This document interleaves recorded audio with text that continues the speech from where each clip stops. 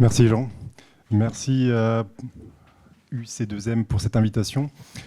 Je vais commencer par ce qu'a dit Victoire Morel et Jean aussi, c'est-à-dire l'environnement santé, ça fait peur.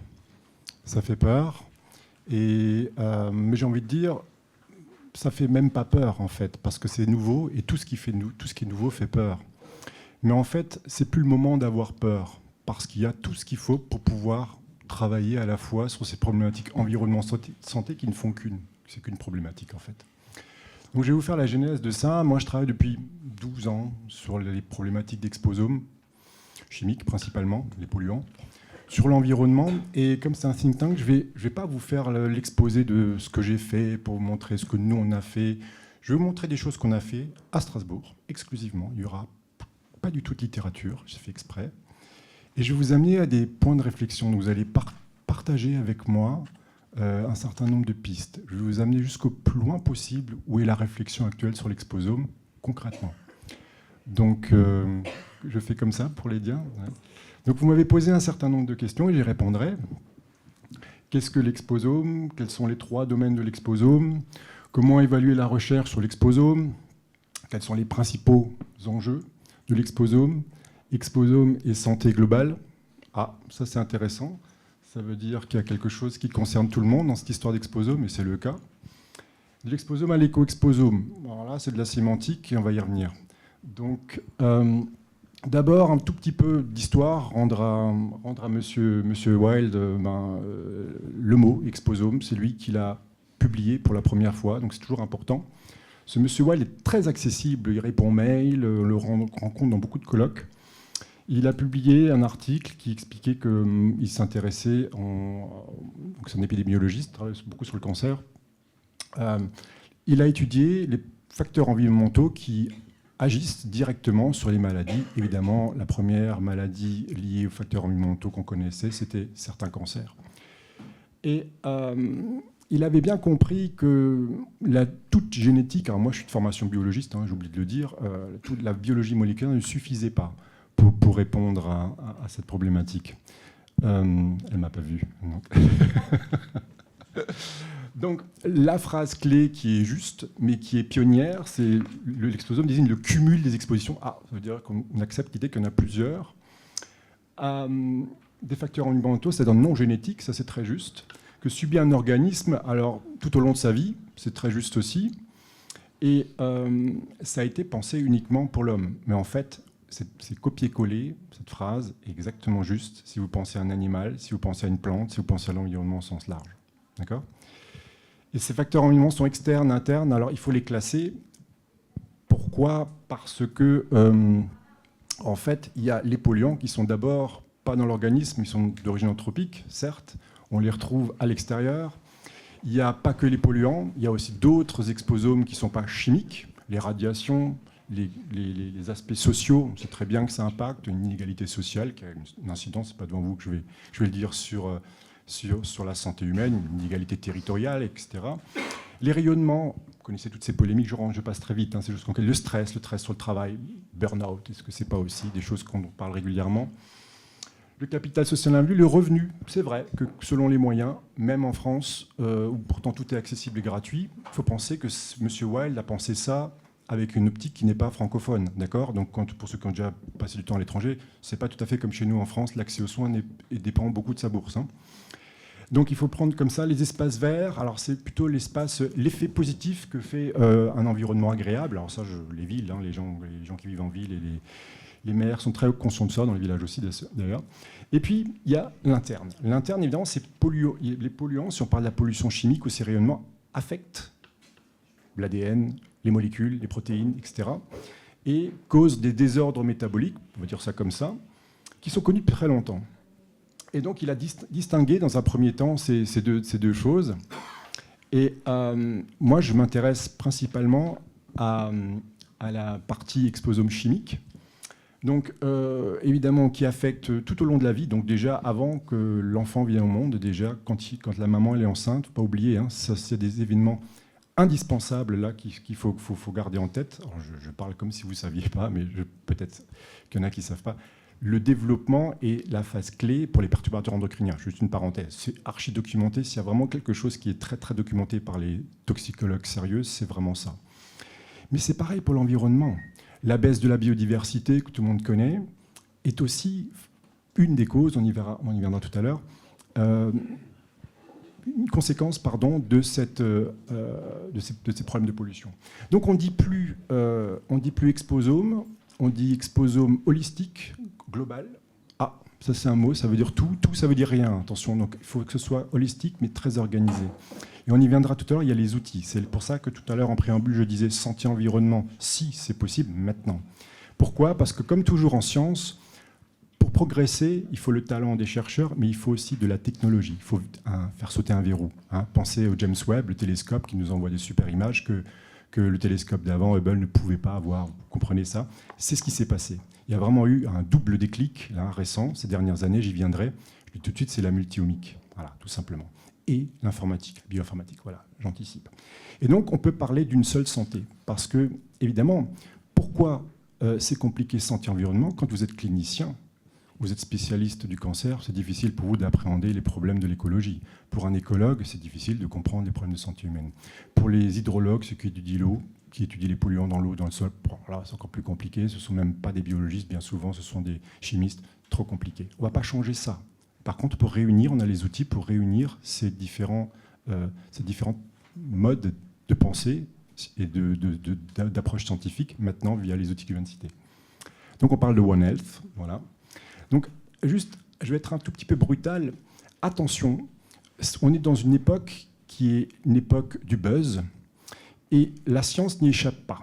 C'est-à-dire que régulièrement, on me dit « Ah, tu entends parler de ça, maintenant c'est la mode des PFAS. » Puis après, c'était la mode, avant ça, les pesticides. C'est exactement ça le problème. D'où vient ça ? Il y a des raisons politiques, scientifiques, mais pas si scientifiques que ça. C'est toujours principalement des raisons techniques. En fait, c'est une histoire de verrou. Les PFAS, c'est connu depuis très longtemps. Comme les HAP, les polyaromatiques cycliques sont les premiers perturbateurs endocriniens, c'est les années 80. Les métaux, c'est des choses anciennes. Les pesticides, c'est des choses très anciennes. Les médicaments, non, enfin, pas à vous que je vais le dire, c'est pas nouveau. Pourquoi on en parle maintenant ? La raison, évidemment, quand il y a un toxicologue, quand les gens sérieux de l'ANSES nous démontrent qu'il y a une ou des molécules qui ont un effet délétère sur le vivant, vous savez très bien que les toxicologues ne peuvent pas, ils ont besoin du temps long, ne peuvent pas suivre toutes ces molécules, on verra qu'elles sont nombreuses. L'autre raison, c'est les verrous techniques. Et n'oubliez pas, c'est très important, qu'il y a plus de lobbyistes à Bruxelles dans le domaine de l'eau que dans le domaine de l'agriculture. N'oubliez pas. Et ces gens-là, n'oubliez pas qu'en France, on a les leaders mondiaux du domaine de l'eau. Veolia, Suez, le Sor. C'est pas complètement neutre dans cette affaire-là. C'est fait qu'on peut même prédire, quand on est dans ce domaine-là, de quoi on va parler demain. Parce qu'on sait quels sont les verrous techniques, et c'est uniquement quand il y a verrous techniques qu'une solution est proposée. Sinon, on n'en parle pas. Parce que si on ne peut pas régler le problème, si on ne peut pas proposer une solution pour éliminer ces polluants, ça n'a aucun sens. On laisse ça, on attend la suite. Donc je peux vous dire quelle sera la prochaine famille des molécules dont on parlera. Si vous ne me posez pas la question. Voilà. Vous pouvez passer à la suivante. Donc évidemment, ces polluants, on les appelle les micropolluants parce qu'ils sont évidemment, vous en doutez, présents en très faible quantité dans l'environnement, même dans les fluides biologiques en général. Donc c'est ce schéma un peu compliqué de France Exposome. J'ai déjà dit, il est très, très, très bien fait, mais c'est juste pour introduire le mot exposome chimique. Et en fait, regardez, il a été fait en 2019, ce pie chart. Il est très intéressant parce que si on regarde un petit peu toutes les molécules que l'être humain a fabriquées, vous allez dans le système CAS, Chemical Abstract, il y en a 175 millions en 2019. Retenez bien la date, 2019. Oui, mais enfin, il n'y a pas que des molécules, il y a beaucoup de choses qui n'existent même plus, des choses qui ont été fabriquées pour faire des choses auxquelles on n'est jamais en contact. Ce n'est pas très intéressant de voir ce chiffre. L'autre chiffre, c'est PubMed. Ah, ça c'est intéressant, 96 millions de molécules d'organotropiques qui sont dans une publication liée à la biologie. Ah, quelque chose qui est intéressant. Mais ça ne veut pas dire que tout ça, c'est toxique, c'est pas du tout ça veut dire. Ça veut dire que ça a été identifié soit dans un fluide biologique ou dans l'environnement. Et puis le chiffre en dessous, c'est 800 000 données dans EPA, l'agence de protection américaine. Ah, ça c'est intéressant. Ça veut dire 800 000 molécules où il y a un lien de causalité, de toxicité. Alors plus ou moins, selon les systèmes, c'est pas toujours sur l'homme, très rarement sur l'homme d'ailleurs. 800 000, vous voyez, on recule comme ça. Et en fait, le dernier chiffre, c'est ça qui est intéressant. Aujourd'hui, qu'est-ce qu'on sait identifier? Qu'est-ce qu'on sait analyser? Qu'est-ce qu'on sait voir? C'est comme là, je faisais une analogie avec la microscopie. Qu'est-ce qu'on peut voir? Quelle est la plus grande chose qu'on peut voir? Quel est le plus grand nombre qu'on peut voir? Eh bien, c'est de 5 000 à 30 000. Et encore 30 000, je suis gentil parce que j'intègre le multiomique. Voilà. Donc gardez bien en mémoire que quoi qu'il arrive en 2024, on n'aura toujours qu'une vue très très parcellaire, mais c'est très positif, c'est déjà beaucoup pour donner une tendance de ce qui se passe. Donc, voilà. Donc, l'exposome chimique varie beaucoup dans le temps. Ça, c'était l'image de 2019. Regardons la dia suivante. Si je vais maintenant, je suis allé ce mois-ci sur CAS, regardez le nombre, on est passé à 219 millions. Dia suivante, s'il vous plaît.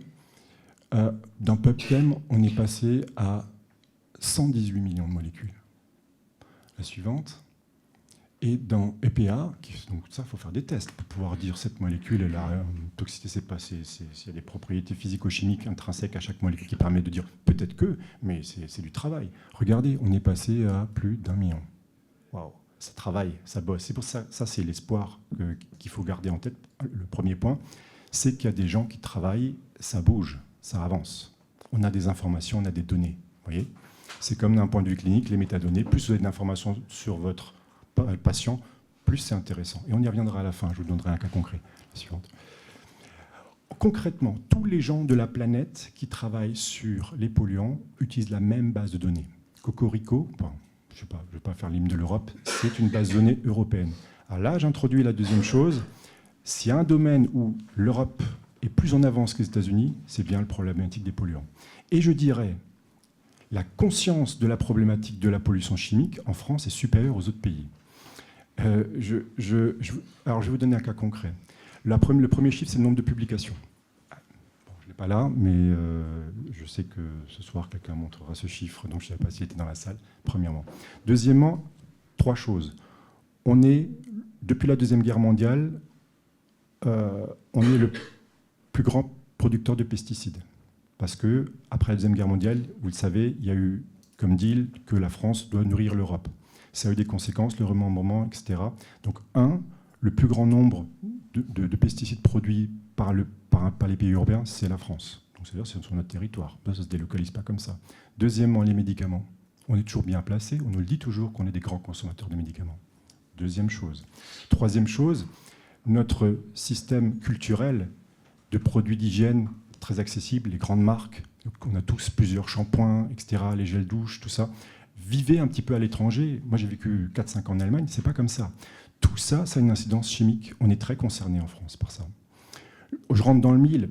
Quelles que soient les études de polluants que vous faites dans l'eau, dans le sol, dans le vivant, c'est toujours le triptyque, c'est toujours pesticides, médicaments, autres toxiques. Alors le podium, la médaille d'or, la médaille bronze, ça se partage, ça dépend. D'accord ? C'est toujours comme ça.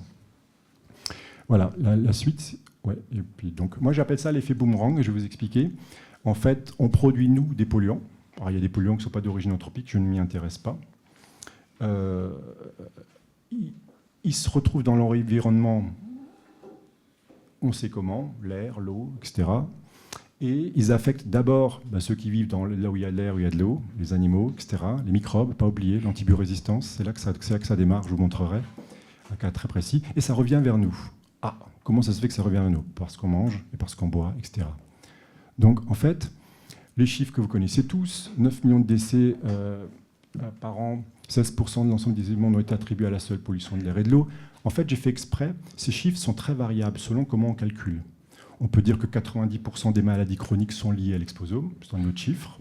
Ça, qu'est-ce que ça veut dire ? Est-ce que ce chiffre a du sens si on est sénégalais, qu'on est français ? Pas tout à fait.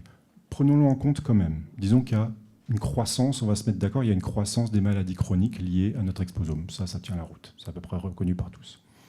Donc la suite, en fait, il y a aussi un déclin de la biodiversité. On le sait tous. On le voit pour les plus anciens d'entre vous. Rappelez-vous, il y a quelques années, quand on circulait en voiture, il y avait beaucoup d'impact d'insectes sur le pare-brise. Maintenant, vous pouvez circuler, même à la campagne, il n'y en a plus trop. On le sait. Donc, dia suivante, ceux qui s'intéressent à la biodiversité ont classé une des 5 causes majeures. Donc ça, c'est la FAO, ce genre d'organismes qui définissent les grands critères qui sont liés à la baisse de la diversité. Il y a la pollution. c'est notre exposome chimique, encore une fois. La suivante. Donc, en fait, bon, c'est une dia un peu complexe, mais des chiffres, il faut des chiffres. Ils valent ce qu'ils valent, mais ils ont le mérite, pas qu'on les retienne, mais qu'on voit que, en fait, on se rend compte que, alors c'est très petit, hein, donc je passe très vite, mais les zoonoses, l'épidémie du Covid, alors, il y avait un lien avec les animaux. Alors certes, c'est pas la première fois que ça arrive dans finalement la plus grande catastrophe humanitaire dans l'histoire humaine, toujours aujourd'hui, c'est la peste, d'accord ? On connaît depuis très peu un papier de Nature de la semaine dernière où on a vraiment circonscrit l'endroit, au Kyrgyzstan, hein, c'est vraiment de là que c'est parti. Et c'est un phénomène, c'est un exposome social aussi. C'était le rat qui vivait, qui se nourrissait des grains. Vous connaissez l'histoire, je ne la fais pas. Pour des raisons d'invasion, les gens vivaient à côté des sacs de grains pour pas qu'on leur vole, et donc étaient plus proches des rats, etc., etc., etc. Puis les gens, c'était sur la route de la soie, donc les gens voyageaient, c'est venu chez nous, et puis etc. Vous connaissez l'histoire. Là, on en a une comme ça devant nous, hein, parce que ça va être difficile à gérer, cette histoire de pollution d'origine anthropique, parce que c'est croissant, et ça impacte très fortement notre santé, et celle du vivant. La dia suivante, je passe très vite. Donc, comment on étudie l'exposome ? En fait, le mot-clé, c'est l'approche multi-omique. Donc, évidemment, il y a d'autres choses, il faut... La dia suivante, s'il vous plaît. Donc, il y a deux choses qui ont rendu possible les études exposomiques au sens large, global. C'est les outils omiques et la bioinformatique. Donc, dia suivante, je vous ai très simplement, vous connaissez tout ça. La génomique, premier génome séquencé l'homme en 2000. Première plante séquencée en 2000. Voilà. L'expression des gènes. Voilà. Donc, depuis l'arrivée du NGS, gène séquençage, on peut arriver à voir très rapidement dans un jeu de données. Moi, dans un tableau Excel, j'ai 27 000 gènes. Là, je travaille sur un projet diabète actuellement, là. Voilà, donc un CSV, c'est pas lourd. C'est 27 gènes qui sont différentiellement exprimés dans un jeu de données de différents types de diabète, 2, 3, etc. Le protéome, aujourd'hui, un laboratoire sérieux, et on a beaucoup de plateformes en France sérieuses. On a une très très forte à Strasbourg, la plateforme qui est certifiée Profi. Dans un jeu de données appartenant à un fluide biologique d'un patient, 9000 protéines, c'est pas un scandale. C'est possible. D'accord ? 9000 protéines. 10 000 si on pousse. 5000, c'est un peu léger. Vous voyez ce qu'on peut avoir. Sachant qu'il y a 20 000 gènes, donc vous voyez, on est encore loin du protéome complet, mais quand même, ça fait un beau jeu de données. Le parent pauvre dans cette affaire, c'est le métabolome, c'est le métabolisme. On arrive tant bien... Ah non, le métabolisme, c'est quoi ? Les sucres, les acides aminés, c'est la feuille de biochimie de l'hôpital. Pardon. Là, c'est difficile d'annoter. Pourquoi c'est la seule omique, retenez bien, qu'il n'y a aucun lien avec le génome. Doser un glucose n'a rien à voir avec le gène de la voie de gluconéogénèse, alors que la protéine, quand on l'identifie, ça a un lien avec le génome, puisqu'on va noter in silico, pour les biologistes, le génome. Donc là, c'est plus difficile. Il faut ces outils très performants, on va dire le mot, de spectrométrie de masse pour identifier finement les métabolites. D'accord ?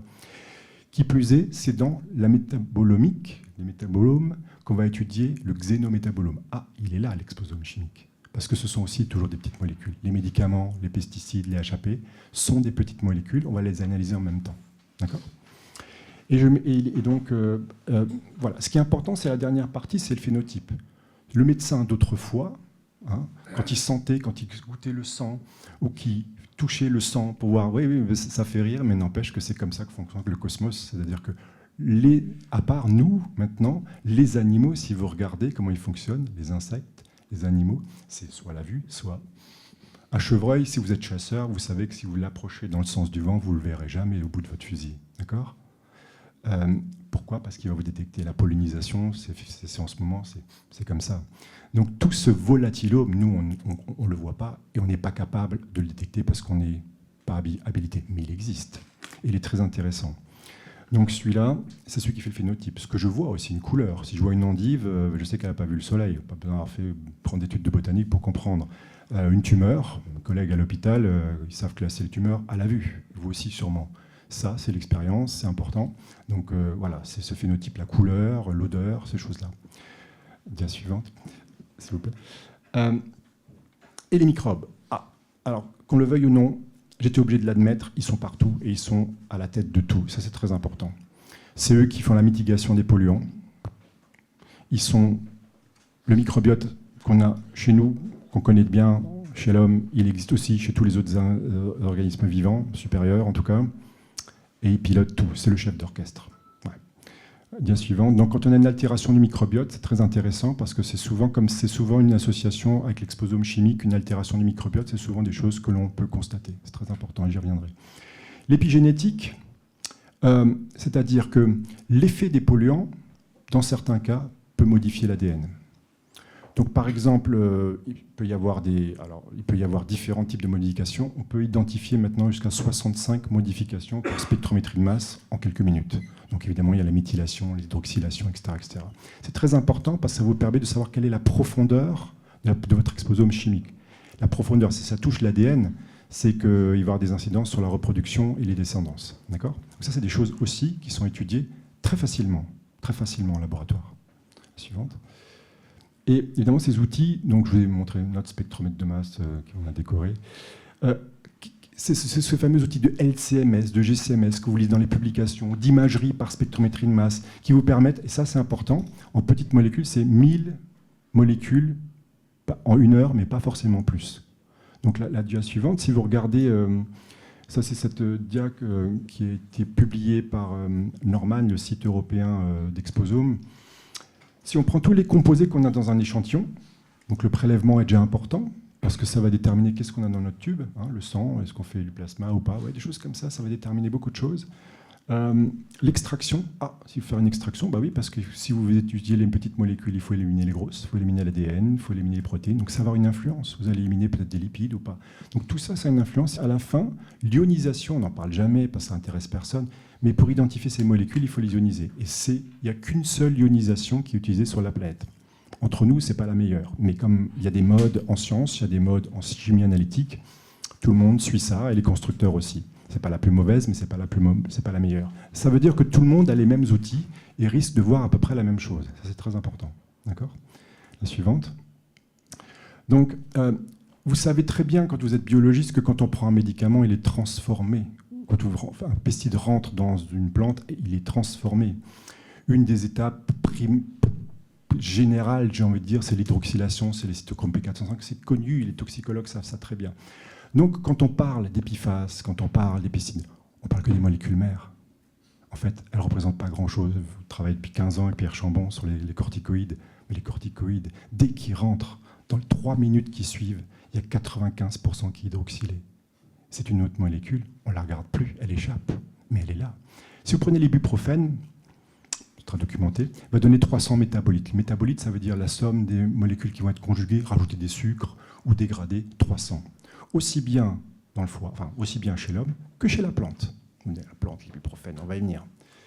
Voilà, donc nous, on peut prédire, la communauté, on peut prédire ces métabolites. Et c'est important de ne pas que se limiter aux molécules mères, mais aussi de regarder où sont ces métabolites, parce que les outils existent. D'accord ? La suite, s'il vous plaît. Donc voilà, je vous donne un exemple sur le telmisartan, c'est un médicament, donc c'est des choses sur lesquelles on a travaillé, première fois que je montre des choses qu'on a publiées nous. Voilà, on a vu la distribution. Vous pouvez anticiper la distribution des différents métabolites. Comment ? Sur des principes enzymatiques, puisque vous êtes dans des cellules, dans du vivant, vous connaissez, vous êtes dans une cellule eucaryote, allez, je dis encore un autre gros mot, vous connaissez les enzymes qu'il y a chez l'homme ou chez les plantes, et vous savez très bien que si vous rentrez la structure tridimensionnelle du telmisartan, vous savez très bien prédire où on peut hydroxyler ou pas, selon la gène stérique. Donc vous pouvez prédire une liste de molécules, qui sont une silico, dans un premier temps c'est bidon, mais ça vous permet de savoir si c'est là ou pas. Et si c'est là, vous pouvez le valider en obtenant le standard. C'est comme ça qu'on fait, concrètement. D'accord ? La suivante. Voilà, ça c'est ce qu'on nous a appris à la fac. Alors plus au lycée, j'ai demandé à mes enfants, c'est maintenant à la fac. Vous savez qu'on repousse les choses difficiles. Ça c'est la carte métabolique, voilà. Donc tout ça, c'est le métabolisme, c'est celle de chez l'homme, voilà, ou les plantes. Non, il faut replacer les plantes, pardon. Donc identifier les changements métaboliques, parce que c'est les changements métaboliques, les maladies métaboliques qui sont très très très fortement liées à cet exposome, entre autres. Et c'est ça qu'on cherche quand on fait des études d'exposome, quand on fait des études multiomiques, c'est voir là s'il y a des protéines, des métabolites, des lipides qui sont plus présents, moins présents. D'accord ? Donc la suite. Donc l'origine des polluants, ça c'est quelque chose qui m'a fasciné dès le début, d'où ils viennent. Alors évidemment, quand on ferme les yeux et que je vous dis table, tout le monde va voir table. C'est la réponse ontologique à table. D'accord ? Si je dis origine des polluants, pareil, tout le monde va dire ce qui a marqué là, l'air, l'agriculture, le ruissellement des routes et les eaux usées urbaines. Mais dans quelle proportion ? Parce que de quoi on parle le plus ? L'agriculture et l'air. Si vous faites un rapide check des médias, alors bien sûr, c'est vrai, mais pas que. Et quand on parle de l'agriculture et de l'air, est-ce qu'il y a un agriculteur dans la salle? Sûr que non, comme toujours, chaque fois que je fais une conférence, j'ai la même réponse. Donc d'emblée, on ne se sent pas concerné. On va parler du GIEC et tout ça, et on va être là, moi j'y suis pour rien, moi je me blaire, c'est pas moi. D'ailleurs, moi je roule même en électrique, ou je fais attention, et puis je ne suis pas agriculteur. Je vais vous ramener à la raison. Vous allez voir qu'en fait, la vérité, c'est qu'on est beaucoup plus concerné que ça, et on a des moyens d'agir, pour revenir à ce qu'on avait dit au début. Donc en fait, moi je me suis intéressé à cette origine, parce que comme tout bon chercheur que je ne suis pas, mais que j'ai voulu être, revenir à la genèse. D'où vient le problème? Yersinia pestis, hein, d'où ça vient. Donc évidemment, quand on regarde les eaux usées urbaines, tiens, en France, comment ça se passe? Donc on a ce qu'on appelle des stations d'épuration. Donc retenez bien, ça c'est important, la douche, les WC, la lessive, mot-clé pour tout à l'heure, la cuisine, tout ça, ça va dans les stations d'épuration. Alors c'est très simple, en France, en Europe, aux États-Unis, en Chine, il n'y a que 2 types de stations d'épuration dans tous les pays développés. Soit vous habitez dans une ville, grande ville, Paris ou Strasbourg, vous avez ce qu'on appelle une station d'épuration de boue activée, cette espèce de grand truc en béton. Paris a la plus grande, nous, Strasbourg, on a la 2e plus grande.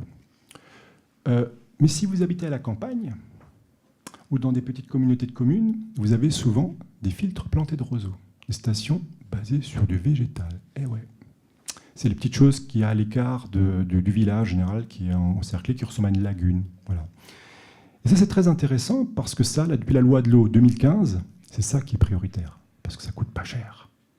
Qui plus est, là, depuis la loi sur l'eau 2015, il y a aussi obligation des industriels à traiter eux-mêmes leurs eaux usées. Très important de comprendre ça. Ça veut dire que dans les parcs, les zones d'activité, les parcs commerciaux, partout où il y a les cinémas, tout ça, ils doivent traiter leurs eaux. Et c'est comme ça que ça se passe, c'est ces micro-stations végétalisées. Les routes, le ruissellement des routes, on n'a plus le droit, quand vous circulez sur les autoroutes ou sur la plupart des départementales, maintenant, en tout cas nous dans le Grand Est, c'est comme ça, vous voyez des bassins en néoprène qui récupèrent l'eau, hein, l'autoroute de Paris à Strasbourg, vous en avez partout. Donc on récupère l'eau, ça veut dire qu'on la récupère, ça veut dire qu'on ne la laisse plus comme autrefois infiltrée. On veut bien qu'elle est sale, on le sait. C'est aussi des filtres plantés de roseaux et des zones de rejet végétalisé. C'est la même structure, c'est la même architecture.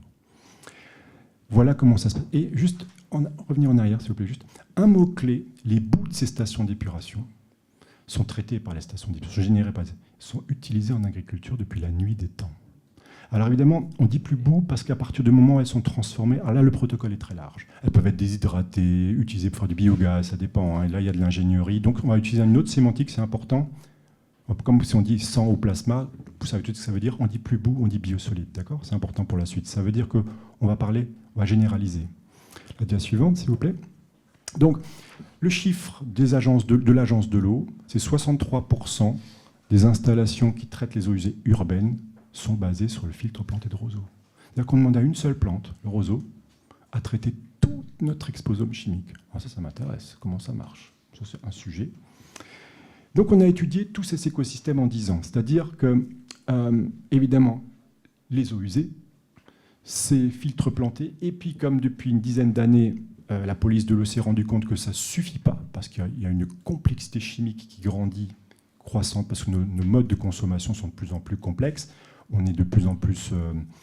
il y a de plus en plus de gens qui viennent vivre dans notre pays avec des cultures différentes. Donc ça enrichit la France, mais aussi d'un point de vue chimique. On voyage, on mange des choses différentes, on fait venir des produits du monde entier. N'oubliez pas que l'Europe est sur un format d'ouverture du marché. Ça a une incidence, on va y venir. Je vous donne des mots-clés pour tout à l'heure parce que je vous interrogerai. Vous allez voir. Et donc, on a étudié aussi les animaux parce qu'il fait chaud depuis plusieurs années les étés. Dans ces endroits, il y a toujours de l'eau. C'est devenu des vrais écosystèmes. C'est-à-dire qu'il y a des animaux qui viennent boire là le 15 août. Quand il n'y a pas d'eau, il y en a toujours là parce que c'est une station d'épuration. Il y a des abeilles, il y a beaucoup d'insectes, etc. On a étudié tout ça. Évidemment, l'eau en sortie. Alors évidemment, vous comprenez que l'eau en sortie n'est pas propre et c'est ce qui explique qu'on retrouve des polluants un peu partout dans l'environnement. Mais on va parler chiffres, on va parler chiffres exacts tout à l'heure. Donc la dia suivante. Voici ce qui se passe quand vous analysez l'eau en sortie de station d'épuration. Donc la loi 2015 sur l'eau, c'est-à-dire une eau propre, selon la législation. Donc là, c'est trop petit, vous ne voyez pas. Mais si on analyse l'eau, le sol à proximité et les plantes qui sont à proximité, on voit qu'il y a majoritairement du métabolisme. Du métabolisme des plantes dans l'eau, ça vient simplement que c'est des eaux usées humaines, c'est-à-dire que vous savez très bien l'expérience de Lavoisier. La viande, ça se digère très bien, mais les végétaux, moins bien. Donc sachez que si vous allez sur Human Metabolome Database, vous avez à peu près autant de métabolites de plantes. Vous trouvez de l'acide chlorogénique dans le sang. L'acide chlorogénique, c'est une molécule, c'est un antioxydant des plantes. Vous savez très bien que les mammifères ont coévolué avec les plantes, prélèvent dans les plantes ce qu'il faut pour notamment les antioxydants, mais pas que. Et donc, bon, c'est pas choquant, c'est pas un problème. Mais vous voyez en jaune, vous voyez pas. En jaune, c'est les médicaments et les pesticides en gris. Donc, vous voyez, c'est eux qui tiennent l'eau du pavé avec les lipides, qu'on ne peut pas considérer à ce stade-là que les lipides soient des polluants. D'accord ? Il n'y a aucune raison. Les lipides, on en a, tout le monde en a. Mais regardez la plante, cette plante qui fait ce qu'on appelle la phytorémédiation, qui était bien choisie à elle seule. Si vous comptez le nombre de pesticides et de médicaments, vous arrivez à 30% de son métabolome. C'est quand même un organisme vivant qui peut vivre avec des xénométabolites. Ça, c'est incroyable. Eh bien, figurez-vous que non, parce que nous aussi. Si vous allez dans Human Metabolome Database, vous regardez le nombre de métabolites qui sont identifiés maintenant dans le plasma, vous vous rendez compte que ce chiffre, c'est le même. C'est-à-dire que nous aussi, on est des éponges qui savent vivre avec beaucoup de choses que l'on ne fabrique pas. Et voilà. Donc ça, c'est important. Vous voyez que cette accumulation, et ça, c'est que les molécules mères, là, dont je vous parle. D'accord ? Donc il y a déjà une vision du vivant qu'il faut bien comprendre. On vit avec des grandes proportions de molécules exogènes en nous. D'accord ? Dia suivante, s'il vous plaît. Cette plante qui fait la phytorémédiation, grâce à un outil qui rentre dans ce schéma, on peut identifier, comme l'IRM permet d'identifier l'organe, et on peut identifier finement la distribution d'une molécule spatiale dans n'importe quel tissu. Une coupe de cerveau, ici c'est une coupe de feuilles. On a voulu voir que finalement ces plantes sont résilientes, elles manifestent très rarement la souffrance, elles s'adaptent ou elles disparaissent. C'est le principe de l'évolution, elles sont sessiles, elles ne bougent pas ou elles disparaissent. C'est toute la problématique. Donc elles ne manifestent pas facilement si elles vont bien ou pas. Elles sont exposées à ces milliers de molécules et évidemment elles ne vont pas bien. Parce que quand on voit là où il y a les micropolluants qui sont accumulés, il y a des réactions de stress. Mais elles le surmontent. Donc ça c'est important, elles ne vont pas si bien que ça. Donc on peut parler pour la première fois de santé des plantes. Ce qui a modifié le mot One Health en Eco Health. Parce qu'autrefois on les considérait comme filtres uniquement, moi aussi, moi et d'autres, pas que moi, mon groupe, on a démontré non. On a pu publier, on a montré non, elle souffre exactement là où il y a l'accumulation de ces polluants, et pas ailleurs. Les hormones de stress qu'ils ont identifiées. Voilà. Donc, le dia suivant, s'il vous plaît. Ces stations d'épuration, elles ressemblent à des mares, à des rivières. Il y a des zones d'eau rapide et des zones lentes. Donc ça, c'était une commande des agences de l'eau, de dire est-ce qu'on peut imaginer un design idéal qui permettrait d'éliminer un maximum de polluants. Est-ce que si on fait passer l'eau rapidement ou lentement, c'est mieux? Donc évidemment, on a étudié la dynamique des fluides et on s'est rendu compte que oh non, il n'y a aucune différence. Que la station d'épuration s'écoule lentement ou rapidement, aucune différence. Puis j'ai dit à mon étudiant en thèse, regarde voir les métabolites puisqu'on sait le faire. Quand on regarde les métabolites, là c'est complètement différent. Si vous regardez les produits de dégradation, n'oubliez pas une station d'épuration, arrivée chronique de polluants. D'accord ? Si vous regardez les molécules mères, il n'y a aucune différence. Ce qui voulait dire pour les constructeurs de stations d'épuration et pour les villes, le design n'a pas trop d'importance. Mais quand on regarde les produits de dégradation, c'est un facteur 10 à 100 la différence. Quand l'eau circule lentement, il y a beaucoup plus de dégradation. Donc là, on a compris que la photooxydation et les microbes jouaient un rôle. Donc on a pu impacter concrètement. Si maintenant les stations d'épuration que vous voyez sont quasiment que des mares, on a contribué à cette étude. Et pas des nous qui circulent trop vite. D'accord ? La dia suivante, s'il vous plaît. Dans cet environnement, je vous ai dit, il y a beaucoup d'animaux qui vivent parce qu'il y a de l'eau. Quand il y a de l'eau, il y a de la vie. Donc on a étudié les escargots qui vivent là et les pollinisateurs. Alors, pas ici, je me suis fait disputer, j'ai montré un bourdon, je ne suis pas spécialiste en insectes. Les pollinisateurs, on était bien incapables de, on va dire, les pollinisateurs et les vers de terre. Ici, c'est un dosage des médicaments. C'est-à-dire que là, on a juste ciblé les 300 médicaments les plus couramment utilisés en France. Alors, c'est trop petit, mais voilà, l'abeille, vous savez tous que l'abeille a des problèmes, Apis mellifera, elle disparaît. En l'appareil, on parle tout de suite des pesticides, c'est vrai, le varroa, mais je suis pratiquement certain, à moins que vous soyez spécialiste, que vous ayez entendu parler des médicaments. En fait, ce qui se passe, si vous regardez la quantité de dérivés d'œstrogène, pilule contraceptive, le premier métabolite qu'elle a, cette abeille, j'ai un collègue pharmacien dans l'équipe, il m'a ramené ça, nous, on ne peut pas vivre avec ça. En fait, ce qui se passe, c'est que, pour comprendre, les abeilles ne fabriquent pas de stérol pour faire leur membrane, elles les prélèvent dans le végétal, elles prennent les phytostérols, elles le prennent dans le pollen. Elles ne boivent pas normalement, mais quand il fait très chaud, elles boivent. D'accord ? On a démontré que ces phytostérols, on a démontré que la pilule contraceptive, et depuis 20 ans on le sait, c'est un des polluants majeurs. Hein. Souvenez-vous, la féminisation des goujons détruite déjà il y a 20 ans, montrée par les Canadiens. Donc en fait, c'est un leurre, on ne sait pas trop, mais l'abeille croit que c'est le métabolisme de l'abeille, plutôt pas une vision trop anthropomorphique des choses, pense que c'est un phytostérol parce que la structure est très proche, mais elle ne l'intègre pas dans ses membres. En fait, elle ne sait pas quoi en faire. Si vous voyez à quelle facilité vous pouvez attraper ces abeilles, vous voyez qu'il y a un impact sur son comportement. Ça, c'est important parce que ça, quand j'ai vu ça, je me dis qu'il faudra aussi regarder cet aspect-là sur la santé humaine. J'y viendrai tout à l'heure. La suivante, s'il vous plaît. Les fourmis.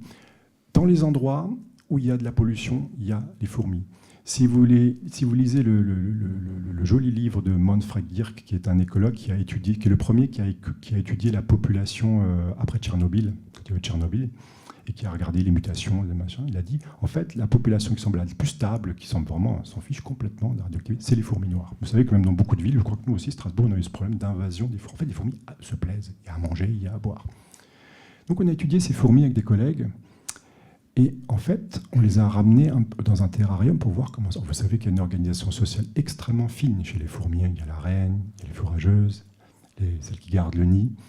En fait, on s'est rendu compte qu'il y avait un taux de mortalité très élevé chez celles qui cherchent à manger, mais ça ne se voit pas dans la nature, parce qu'il y a une telle production de fourmis que vous ne voyez pas. Mais surtout qu'il y a un problème, elles ne savent pas changer de métier. Normalement, une fourmi sait changer de métier. Si elle n'a plus envie de... fin de vie, elle n'est pas forcément toujours habilitée à chercher la nourriture. Elle va devenir gardienne du nid, ou elle va faire le ménage. D'accord ? Elle va changer de fourrageuse. Et là, on voyait qu'elle n'arrivait pas. Elle n'arrivait plus. Beaucoup de gens avaient publié ça. On a l'impression qu'il y a un problème de position sociale de certaines castes de fourmis. En fait, on s'est rendu compte que ces fourmis goûtent avant de ramener la nourriture. Elles la goûtent. Elles goûtent, elles marchent partout, elles se promènent dans les champs. Elles sont pleines de pesticides et pleines de polluants. Et donc, ça affecte leur entendement, j'ai envie de dire. On l'a démontré dans ces articles qu'en fait, déjà elles meurent quand il y en a trop, mais surtout, elles ne savent plus où elles habitent, elles sont perdues, un peu comme les abeilles. D'accord ? Donc, la dia suivante, s'il vous plaît.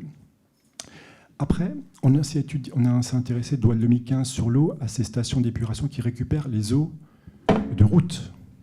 Et regardez, ça, c'est un modèle à côté d'une route, et à côté, il y a des champs. On s'est dit, tant qu'à faire, on va étudier le champ, le sol du champ. Et pour bien faire, on a fait une carotte de plus d'un mètre, 1,50 m. On a étudié tous les 10 cm les polluants. Cette station de récupération des eaux usées avait pile 10 ans. C'était le conseil général du Bas-Rhin qui l'avait construit. C'était un site pilote. La nappe phréatique étant très très loin, il y a plus de 45 mètres. L'idée, c'était de l'agence de l'eau Rhin-Meuse, voulait savoir si ce design pouvait être développé ailleurs en France. Le projet pilote, les agences de l'eau, il y en a dans chaque région. Voilà. Donc, en fait, la dia suivante, s'il vous plaît, on a pu montrer que, évidemment, ça marche très bien. 90% de la pollution est éliminée dans les 10 premiers centimètres. C'est là où il y a les racines, c'est là où il y a l'oxygène, très bien. Mais regardez, si on regarde les pesticides, parce qu'il y a des pesticides dans le champ à côté, bon, pour être surprenant, c'est un champ, surtout c'est de la monoculture de maïs. Regardez, sur les 51 pesticides, il y en a 15 qui sont autorisés en Europe, 33 interdits, identifiés formellement, et 3 de législation inconnue. En gros, 65% des pesticides identifiés dans le champ à côté sont interdits. Explication. Alors là, quand j'ai vu ça, évidemment, là on refait les manips, on va à des colloques, on se rend compte que d'autres ne font pas comme ça, ne cherchent pas aussi loin, et on n'a pas la réponse. À votre avis, c'est d'où ? Je rappelle, c'est un champ qu'on connaît, on connaît toute l'histoire du champ. Les pesticides, ces pesticides sont interdits par l'UE, donc d'où ils viennent, à votre avis ?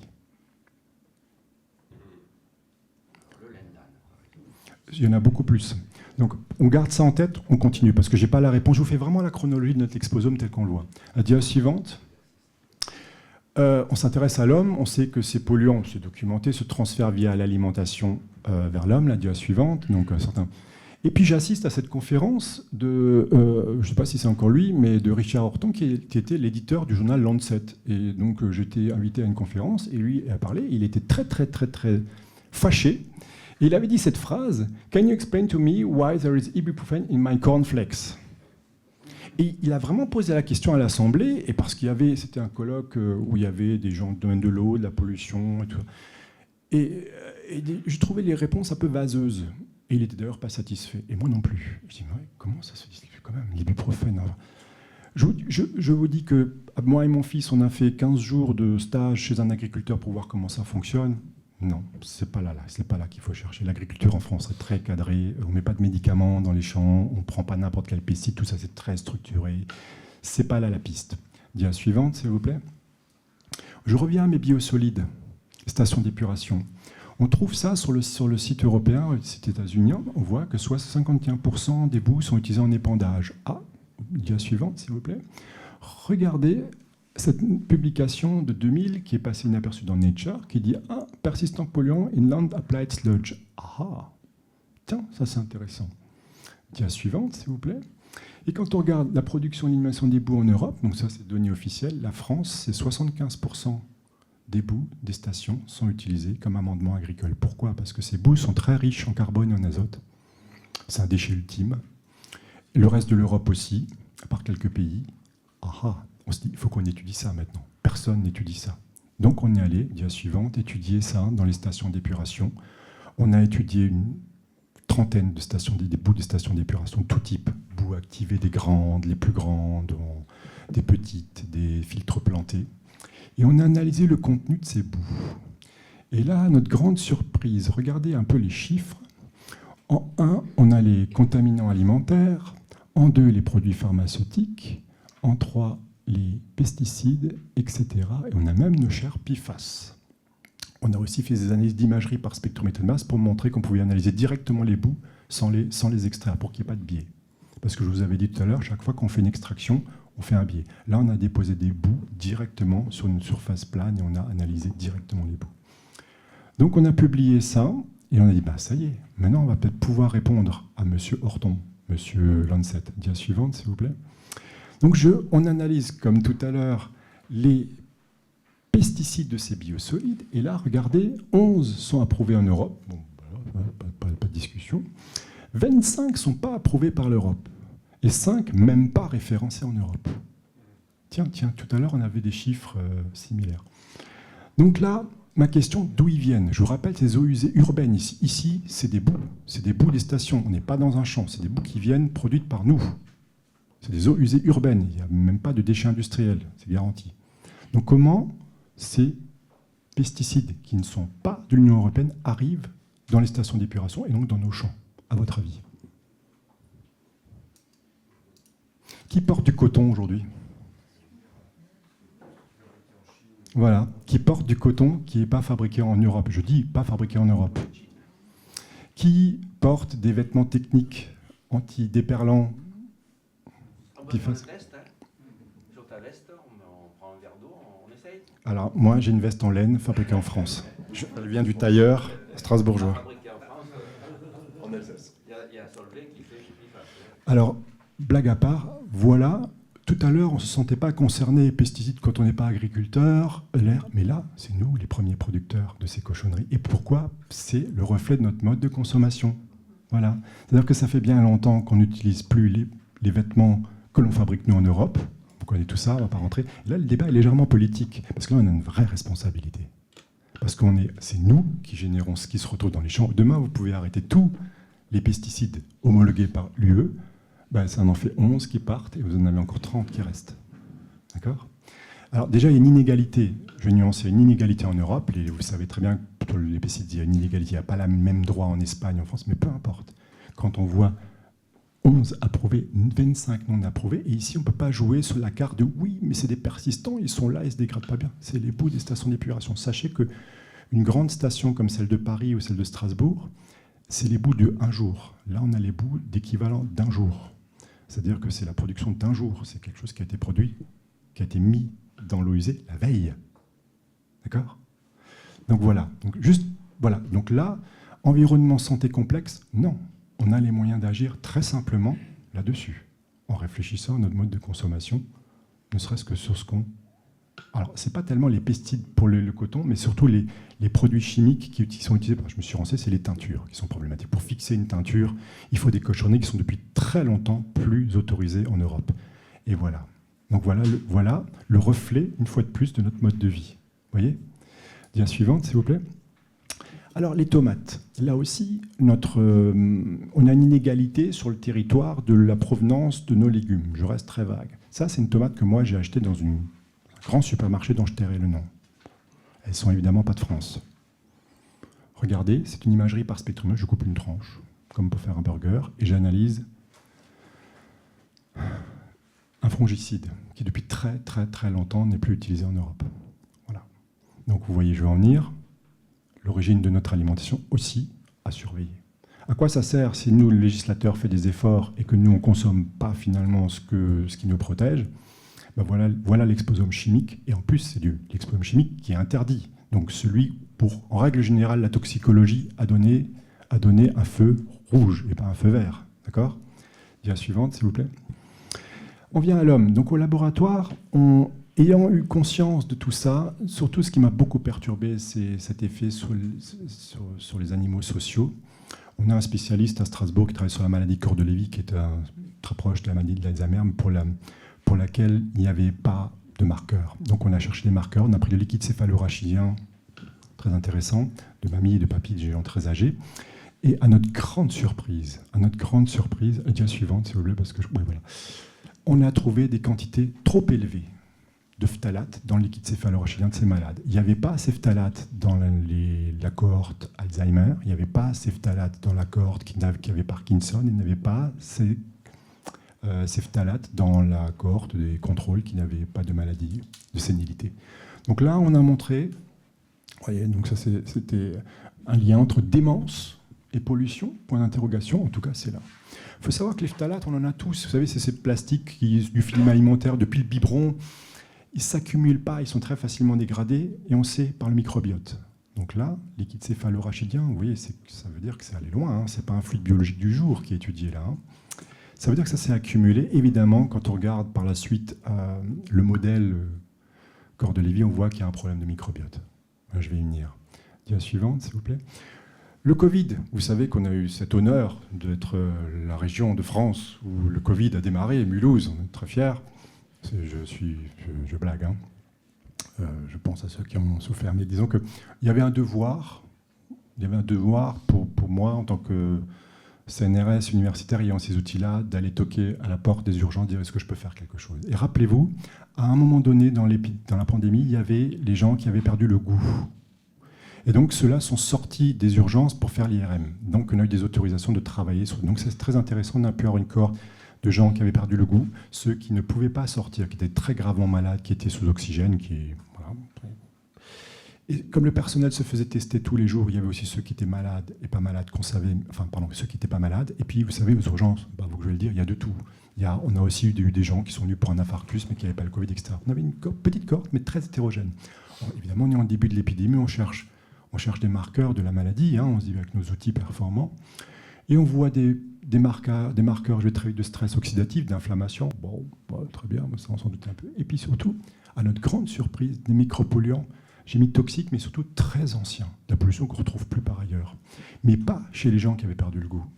Chez les gens qui étaient très gravement malades, ceux qui étaient sous respiration artificielle, ou l'insuffisance respiratoire, pardon, il y avait des taux beaucoup plus élevés que chez eux de vieilles pollutions. Quand je dis vieilles pollutions, pour la térébenthine, c'est des choses qu'on mettait autrefois dans les peintures, des choses comme ça, des dérivés de mazout, des choses comme ça, en fait, qui sont interdits depuis très longtemps parce qu'ils sont pro-inflammatoires.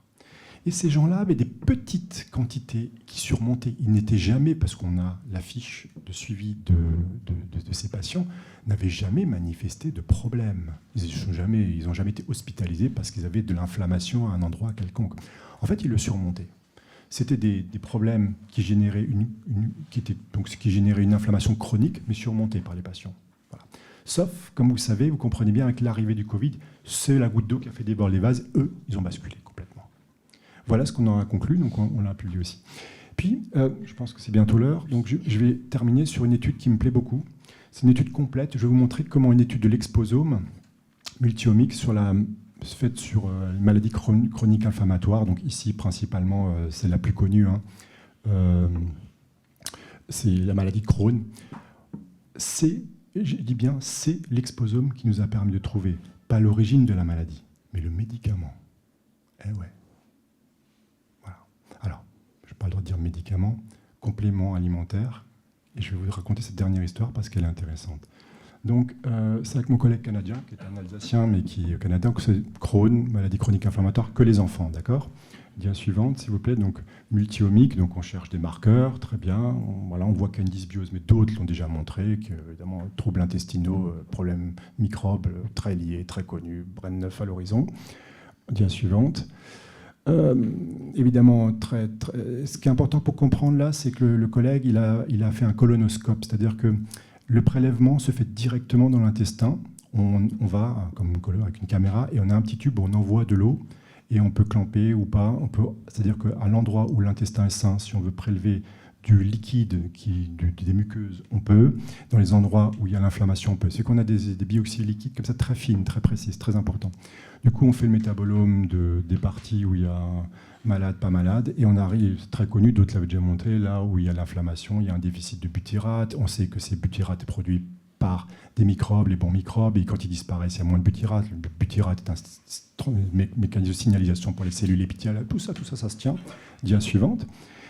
Et moi, j'ai fait ces analyses-là, et chaque fois, moi, je ne savais pas, j'ai volontairement pas voulu savoir où étaient les échantillons sains et où étaient les échantillons inflammés. Chaque fois, il y avait colocalisation avec des fongicides. Chaque fois, dans les zones où il y avait l'inflammation, il y avait colocalisation avec les fongicides.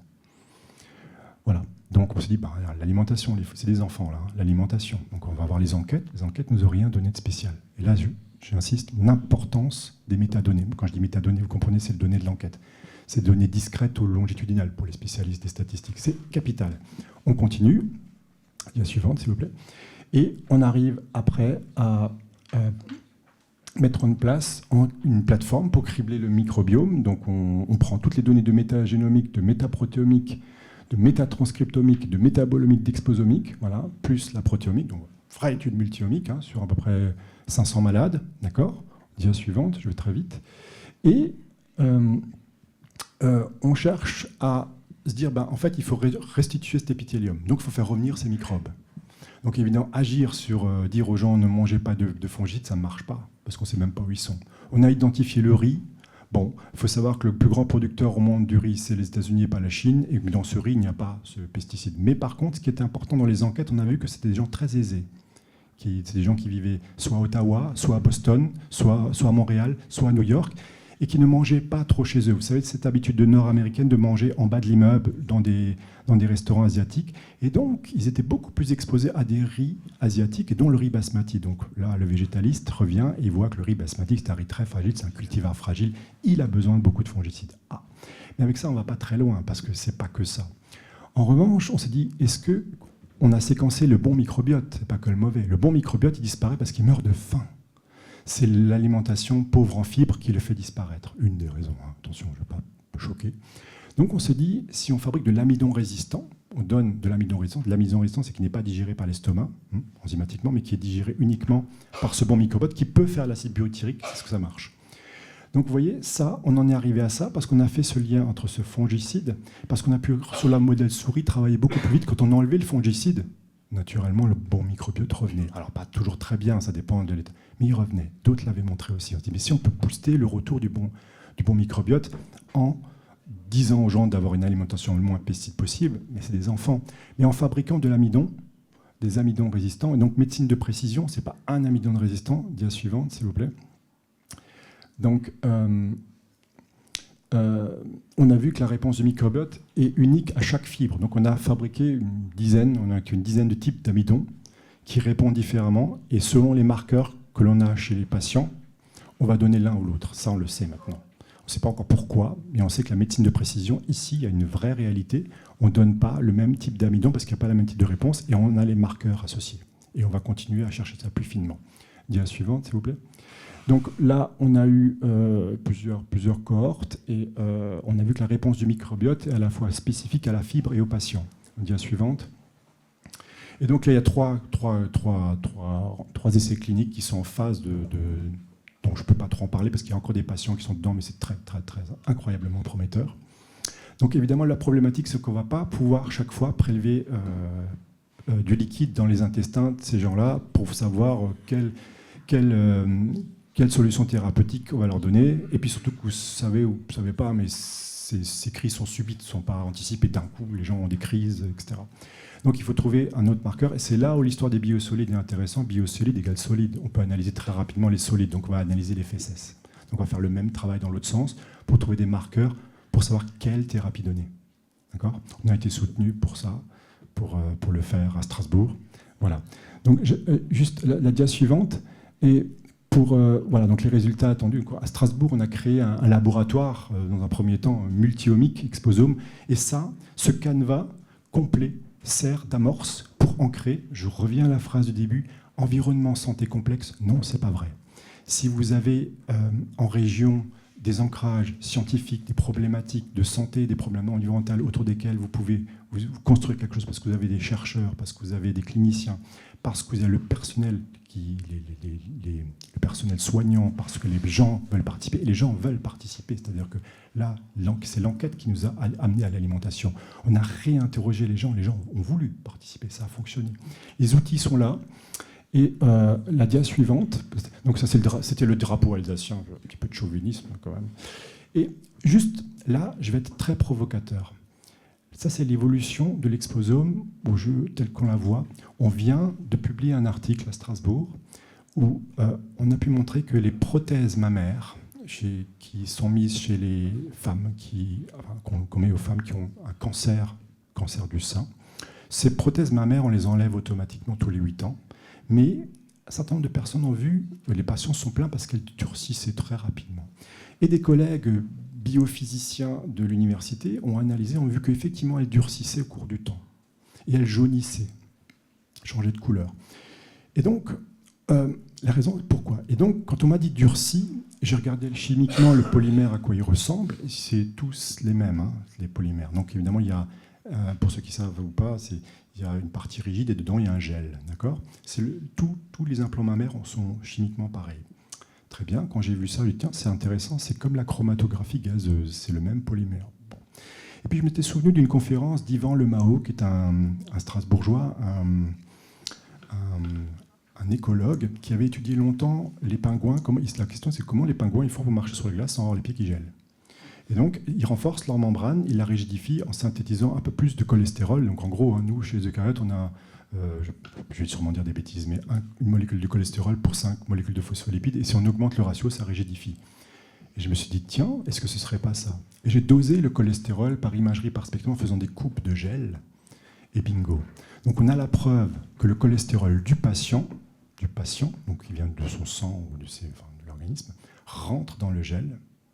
D'accord ? Rigidifie le gel, mais avant ça, rigidifie déjà la paroi, donc rend les choses microporeuses, et on a pu montrer que le cholestérol rentre. Évidemment, comme ça devient rigide, ça crée une inflammation, des frottements, ça gêne les patients. On a pu montrer en tant que le jaune, ça vient d'un pigment végétal, la xanthine, qui vient de l'alimentation, un dérivé de caroténoïdes. Vous voyez, ça c'est comment interpréter. Donc j'ai une question, je termine sur une question parce que je n'ai pas la réponse.